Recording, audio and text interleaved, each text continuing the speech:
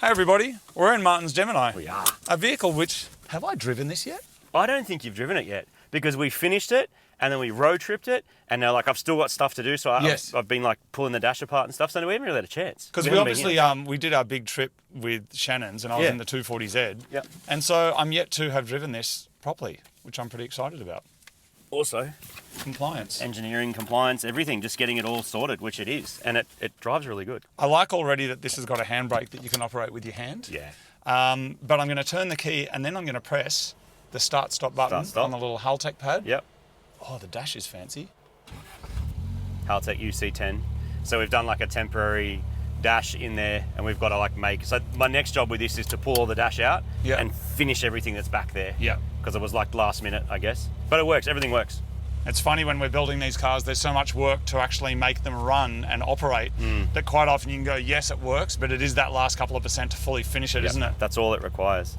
Interesting, in a Gemini, the gear shifter is like right up in the dash. Yeah, it's kind of almost, oh, that is an aggressive clutch, You've got an aggressive clutch in this one too, yeah. Because we didn't know what sort of power we'd be going for. So this one makes 200 kilowatts at the wheels now? About 200, yeah. Which is a nice amount of power. Yeah. It doesn't feel like a Hilux. It feels sporty, doesn't it? Yeah, kind of. But it still feels 50 years old. Still feels old. Not that there's anything wrong with that, of course. No. How does it go when it kind of kicks out sideways? Try it. I mean, I wasn't just going to. Just need power, you won't need a clutch kick. Oh, really? You just... No, just power on. Little clutch? Okay. Still got an open diff, so that's the next thing as well, is to put a LSD in it. It's funny that when it's static, it doesn't make a whole lot of turbo noises, but when it's driving along, it actually sounds quite turbo-y, you know? With some load. And these are light cars. This weighs less than a ton, probably even with both of us, close to less than a ton, which is pretty cool. Stay in it. Wow, so that's just boost is wheel spin. An amazing level of power. Yeah. To be going that fast and spinning the wheels is absolutely incredible. And what ends up happening with these cars is people go, oh, I'm turning my tyres into smoke. What do? You put a bigger tyre. Then you either break stuff or need more power.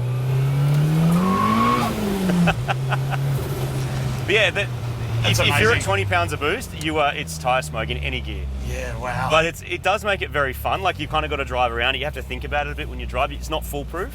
It's funny because it feels really dramatic. I know people talk about the theatre of a car or the opera, all that bullshit. But the thing is, you could make this much power in a Golf GTI and you'd just be bunny hopping down the road like a dickhead with your stupid fart cannon and make it. Whereas when this comes on with that kind of power, like right now. Yeah, it's amazing. That's fun. It's amazing. It's exciting. And so there's it's open diff and small tyres.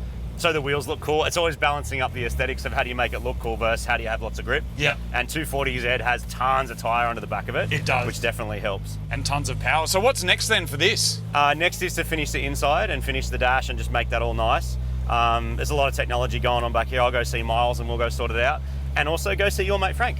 Oh, awesome. Yeah, get some diff Super keen to put a diff in it. I actually got a Quaif diff from a bunch of dudes in the UK and we are going to hopefully put that in the back, and that will take, at least it'll use 2 tyres, not just 1. Yeah, okay. But I will say, like, just skidding it around is really fun with an open legger in this car. Yes. For some reason, it's just fun, it's predictable, you can like kind of toss it around. It's not a drift car, but it is super fun. You can understand why they had open diffs, because it was predictable. Yeah.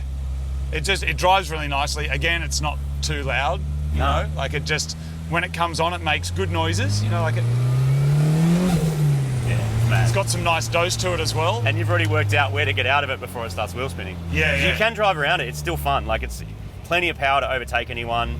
It'll sit on the highway, no problem. It's a little noisy and rattly, but that's partly because the dash needs to come out anyway. And it requires a bit more conscious driving, like to know when it's going to spin, so it's going to spin right there. Yeah. Like right on. And if you get the feel of it, you get the sound of it, then you just kind of drive around that when you need to. And interestingly, when you watch the boost gauge, as you're loading it up, it's making heaps of boost. The second the tyres let go and the load goes away, the boost flattens off as well. Yeah, Because it's not trying to force that power through anymore. No scrubbing or anything? Not really, no. It seems to be pretty good. It all fits. And this was, I don't know if you're allowed to talk about this yet, but this was also going to appear in another TV commercial. There's another TV commercial that it went up to Queensland to get shot. I haven't seen it yet. Okay. But yeah, hopefully it'll be on TV / the YouTubes and everywhere else soon. Yeah, awesome. Just a little cameo for the old Gemini. That's great. It is a nice looking car. It's one of the nicest looking cars I've ever owned. Well, thank you for the drive, Martin. No worries. It was very, very enjoyable. No worries. Yeah, there we go. All right, well, of course, if you want to watch the full build of this car, you can check it out. It is on the main Mighty Car Mods channel. This is just where the kind of bonus extra stuff goes. But it's been a fun day out. We've had the Hilux out today. If you want to see Marty go for a drive in the Hilux, it's up there, unless we haven't done that one yet. Well, we probably will have. We try and be organised, you know? So fun. What's next, Martin? Any spoilers? I've got a couple of spoilers. A couple of cars. Dude, I got at least 4 or 5 different nuggets. Yeah. Like just lined up, not ones that necessarily are already here, just a few nuggets that have all sort of like landed in my lap. We don't have anything else from the 70s though, do we? That's happening. We don't. Other than existing cars that we may be doing stuff to, there's nothing new that's coming from the 70s. From the 70s, I don't think. There's maybe a little late 80s. Oh, there's some 80s. Some which is pretty 80s. Cool. A bit of 90s. Martin, there's some 2010s. Dude, 2010s. Late 2010s. 2020 almost. Nearly. So that's going to be something different for us. Every We're year not going to know what to do with ourselves. We're just loving all the different eras. It is so cool to be able to get into a car like this and experience what it was like, although with all the modern tech and heaps of power. Yeah. But people were doing this in Gemini. The second I was ripping it around here before, I'm like, oh my God, I'm back. Yeah. Like I'm just some 18-year-old dickhead driving around in my Gemini, which is exactly what I used to do. Yeah, exactly. It's so fun. And that is like, cars are time machines, aren't they, in that way? Oh, they're just, the whole smell of it, the feel of it, I think it's something that you don't really understand unless you own one yourself. I saw some comments on like the new Hilux video. Lots of people were saying, love it, love the series, one of the best one of the best they've seen. And other people are just going, don't like the Hilux. And in a way, I like that because you can pick and choose these days of what you like. Anything you want. But what I will say, and what I think is important to note, is like, unlike some shows that are made for entertainment, I'll say Top Gear for sake of generalizing, it's like they need to make a show that is entertaining to people. And then along the way, if the hosts have a good time, that's a bonus. We're the opposite.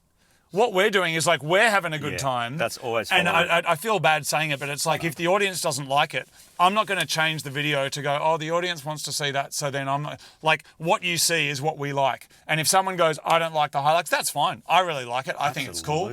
And you really like this. But if someone goes, I don't like 180s, GTRs, Supras, Golfs, Audi S3s, wagons, 4-wheel drives, Jimneys, you don't like that stuff. Like, that's cool, but there's other options for you to go watch something else, you know? You go find something else. Because there's heaps. There's so much, and we are not that far off a time, since we're getting philosophical about it, not that far off a time where you will be able to search for what you want to watch, and it will be exactly what you searched for, only it was made by an AI slop robot.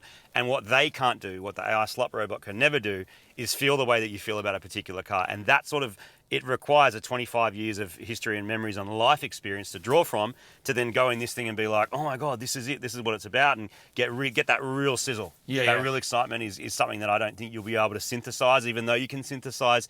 Draw me a red Gemini driving through Japan and you'll get this beautiful, video that's basically copied from what people have been doing. You will not be able to recreate those feelings, which is why it's important also for yourself, if you've got a project car in the garage, to get that thing working, get it on the road and go and drive it just like this. Well done, Martin. You know what else AI can't do? AI can't drive manual. Put that on a t-shirt. You should. That's brilliant. Can't your mum either.